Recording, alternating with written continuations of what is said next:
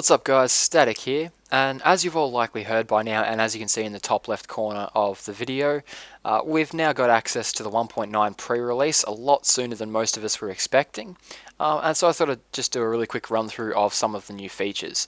Now one thing that you'll notice right away here where I've spawned is the new look of the swamp biomes. Now what they've done here is they've obviously darkened up the colour of the grass and the leaves quite a bit, and also given the water a slightly darker, almost green tinge to it. As you can see from this one normal water block here, you can sort of see the difference there. The difference is quite striking. I do like the way it looks. The only issue I have is that, as you saw over here, the difference is, yeah, it's extremely striking. You can spot it right away. Some sort of a subtle, a gradual change would be nice. So hopefully in the finalized version of 1.9, the difference won't be quite so striking. However, I think this is a change that Etho is not going to like too much, since he started his base in the swamp biome because it had that nice, lovely green grass, which it no longer has. Now, another change you'll note in the swamp biomes are these new blocks over here, the Lilly Pads. Now, the first thing I instinctively did when I saw these Lilly Pads was I tried to jump on them. Doesn't seem like you can jump on the Lilly Pads, you just passed right through them. It looks like they're just for decoration at the moment. And yeah, when you break them, at the moment you can't place them down again. The only real benefit I've found to the Lilly Pads so far is that you can actually place blocks on top of them. So I think this would make, building above water, like bridges and stuff, a little bit easier. Of course, it's a little bit difficult since you can't place the Lilly Pads, but hopefully in the official 1.9 release you will be able to, and so yeah, that should make that kind of thing a little bit easier. Now also, as you can see, because of the strange way that biomes are generated now, every now and then in a lake you get these strange black patches, almost like shadows, but as you can see there's nothing above.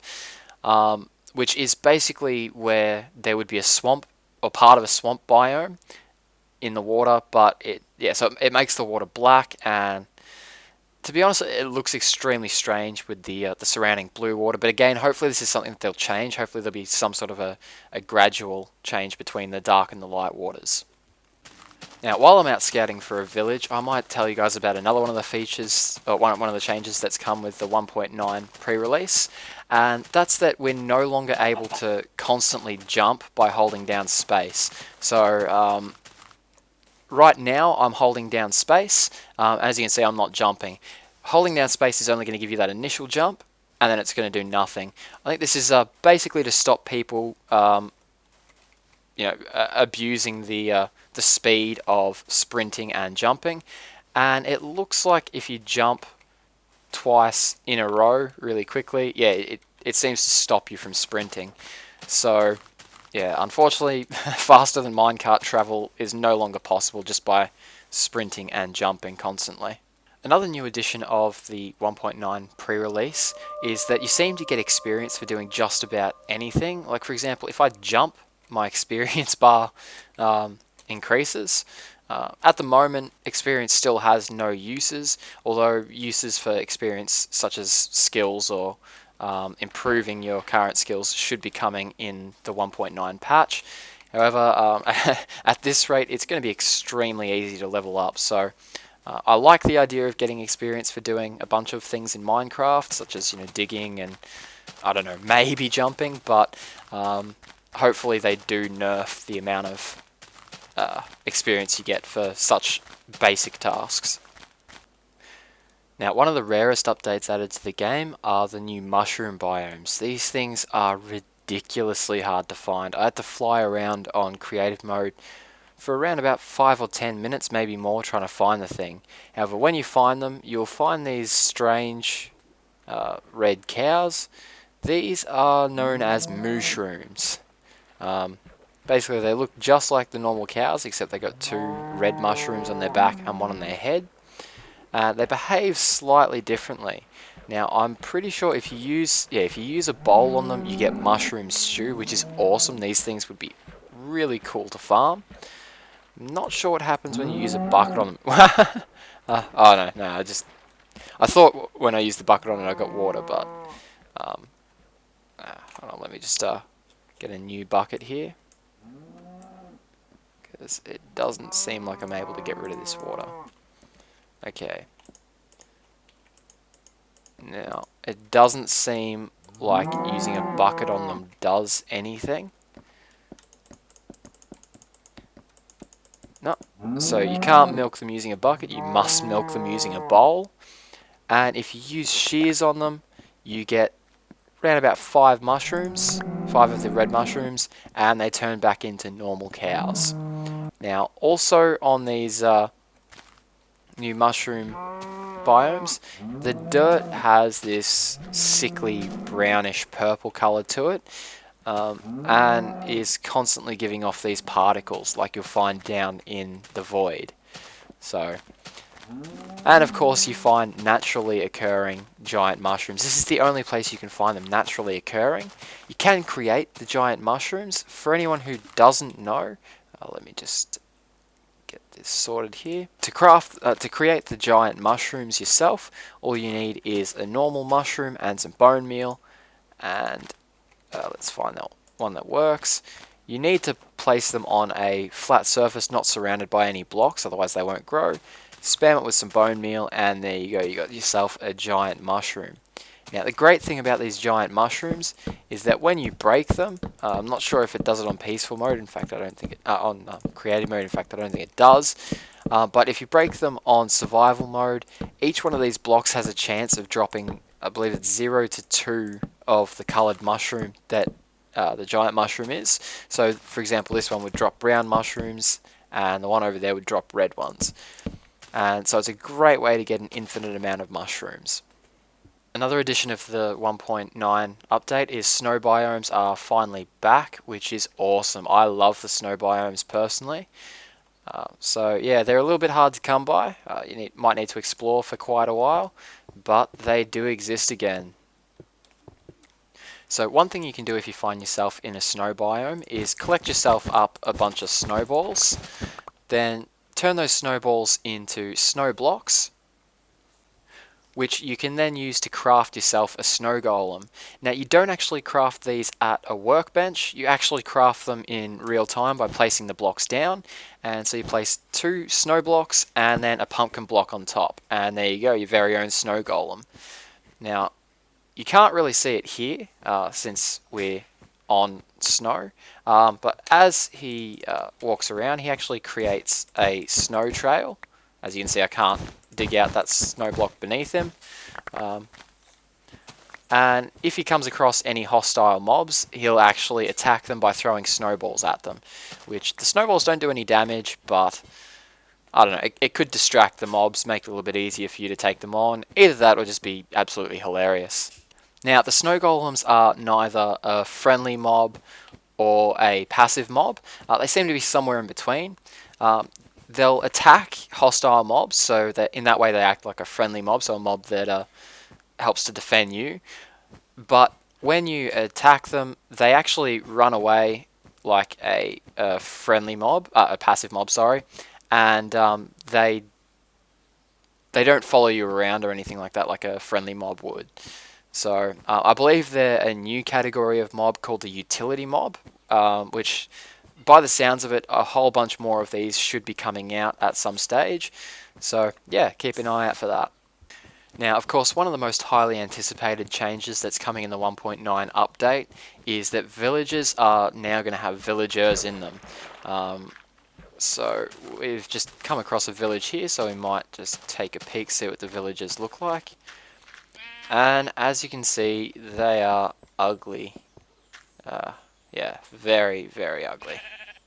I've heard people describe them as looking like Squidward and all sorts of things. And at the moment, you can't interact with them at all. And they act more or less like the passive mobs. They just randomly stare at you, they walk around, and if you punch them, yeah, they don't really do anything. So it seems like they've got the behavior of the old passive mobs, because they don't even flee. So I'm not sure if they drop anything. So let's kill this guy here if we can. And no, they don't drop anything, not even experience. Another minor feature that's been added to the game is that if water is above a block, so like a 1 block space and then water on top, little water droplet particles will come from below the block, which I think this looks really good. It's a very cool addition to the game, although it's kind of weird to see water seeping through stone. But for things like wood and dirt and stuff, I think this is a great addition. It looks really cool. Now, one change that's speculated for 1.9, but which apparently hasn't been released yet, is that Enderman block picking up, the ability of Enderman picking up blocks is going to be nerfed, which is good. That means all of you worrying about Enderman screwing up your mob systems, hopefully that won't be an issue in the near future. However, at the moment, as you can see, they are still able to pick up blocks. Now, obviously, since this update is being nicknamed the Nether Update, most of the new features are going to be inside of the Nether. So, I'd say let's head in there and check out what's new. Okay, so right away you notice off in the distance there's a bunch of new structures. So let's get over there and check those out. As you can see, these new structures are formed inside the Nether, which frankly are absolutely massive. These things are really cool. Now, they're being called like Nether Ruins, or I don't know, I guess they're kind of more like Nether Strongholds, and they're composed of a bunch of new blocks, including Nether Brick, Nether Fences, and Nether Stairs.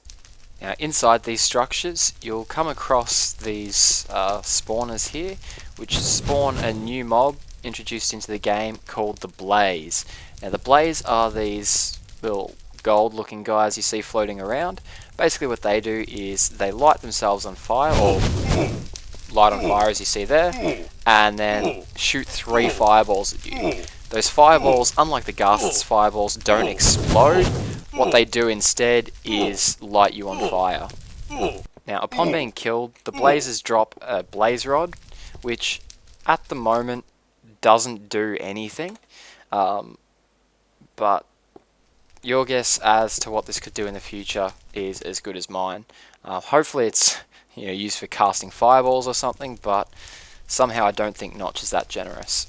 Another new mob added to the game are these Nether Slimes, or Magma Cubes, or whatever you want to call them, which act pretty much like normal slimes, except for when they jump, you see they come apart like springs into various segments, and you can see a molten core inside of them. Also, unlike regular slimes, after you kill them, they'll split into their individual smaller versions, and then once you kill the smaller versions, they don't drop anything except for experience. Now, they seem to have more health than the normal slimes though, and the smaller slimes seem to be able to attack you as well. In 1.9, or at least the pre-release, zombie pigmen no longer drop cooked pork chops. Instead, they drop rotten flesh, experience, and occasionally gold nuggets. 9 of these can be then used in a crafting table to create a gold ingot.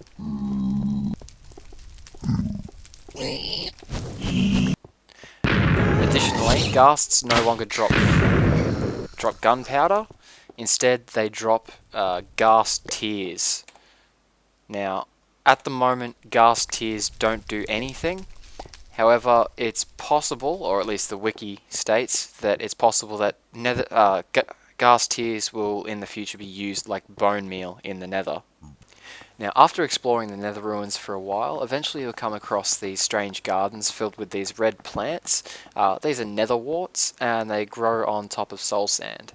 Like wheat, Nether Wart goes through various stages of growth. For Nether Wart, there's 3 different stages. There's the small stage you see here, the middle stage, and then the fully grown stage. Now, at either the small stage or the middle stage, if you break the Nether Wart, all you get is 1 Nether Wart. However, if you break the Nether Wart at the fully grown stage, you get multiple. So, at the moment, it seems to be between 3 and 4. At this stage, there's no use for Nether Wart, but in the future, I'm assuming it'll probably be used as either a food source, or not just mentioned that he'd like to add some more magical elements into the game. I'm thinking Nether Wart could be used in potions. Now, at this stage, we're not able to craft nether brick ourselves. However, we can use nether brick to craft nether brick stairs and nether brick fences. To craft the stairs, it's the same as the old recipe for stairs, and same with the fences. Anyway, guys, I hope you enjoyed my coverage of the 1.9 pre-release. My impression of this update is I absolutely love it. The NPCs could probably do with a behavior and looks tweak, but other than that, I think they're a great addition. I'd love to be able to expand uh,